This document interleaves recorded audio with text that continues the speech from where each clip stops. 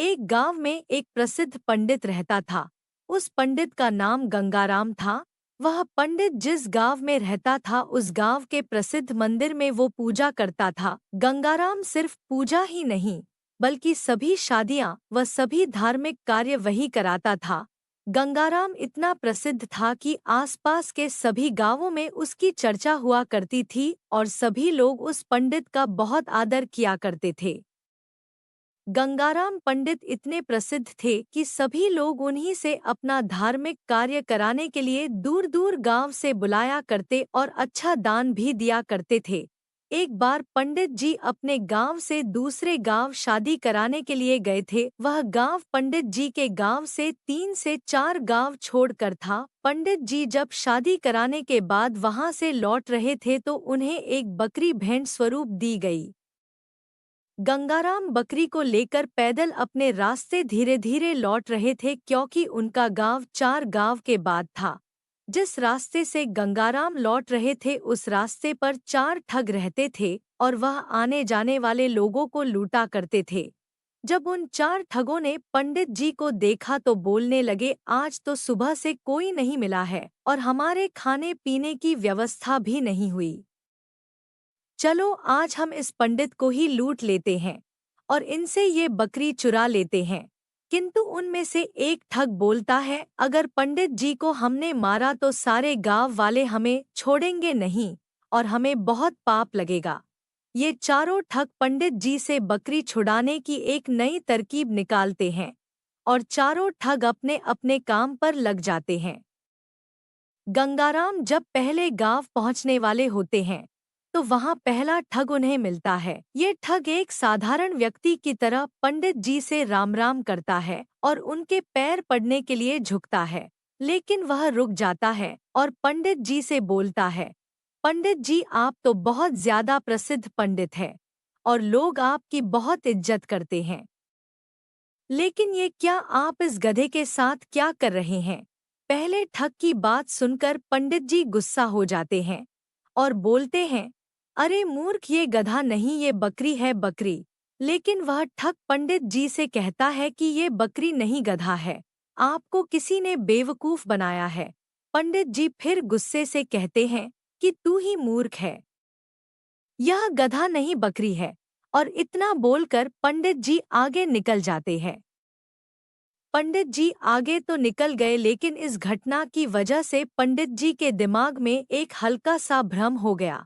धीरे धीरे पंडित जी आगे बढ़ ही रहे थे और वो दूसरे गांव पहुंचने ही वाले थे कि उन्हें वहां दूसरा ठग मिला जो कि बिल्कुल साधारण व्यक्ति की तरह वहां खड़ा था। वो दूसरा ठग पंडित जी से राम राम करता है और उनके पैर पड़ने के लिए झुकता है।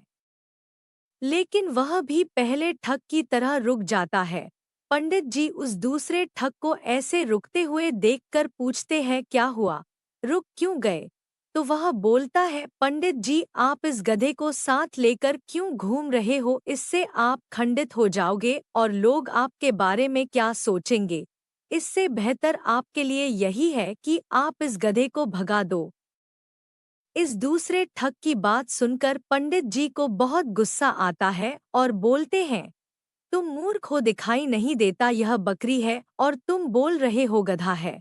दूसरा ठग बोलता है कि पंडित जी आपको किसी ने पागल बना दिया, यह बकरी नहीं यह तो गधा है और ये आपके साथ रहेगा तो आपकी क्या इज्जत रह जाएगी। यह सुनते ही पंडित जी सोचने लगे कि यह क्या बोल रहा है, मैं तो बकरी लाया हूँ पर ये सब इसे गधा क्यों बोल रहे हैं। कहीं मैं सच में गधे को लेकर तो नहीं घूम रहा हूँ। अब पंडित जी सोच में पड़ जाते हैं और वो ठग वहां से चला जाता है और पंडित जी भी आगे बढ़ने लगते हैं। पंडित जी के दिमाग में अभी भी यही बात चल रही थी कि ये बकरी है या गधा। जब पंडित जी तीसरे गांव में पहुंचने वाले होते हैं तो उन्हें वहां तीसरा ठग मिलता है। वो भी पंडित जी से राम राम करता है और पैर पड़ने के लिए झुकता है लेकिन रुक जाता है। तो पंडित जी पूछते हैं, क्या हुआ? तो वह ठग पंडित जी से बोलता है, पंडित जी बाकी सब तो ठीक है, आप इस गधे को साथ में लेकर क्यों घूम रहे हो? तीसरे ठग की बात सुनकर पंडित जी कहते हैं, कि मैं इस गधे को गांव के बाहर छोड़ने जा रहा हूँ।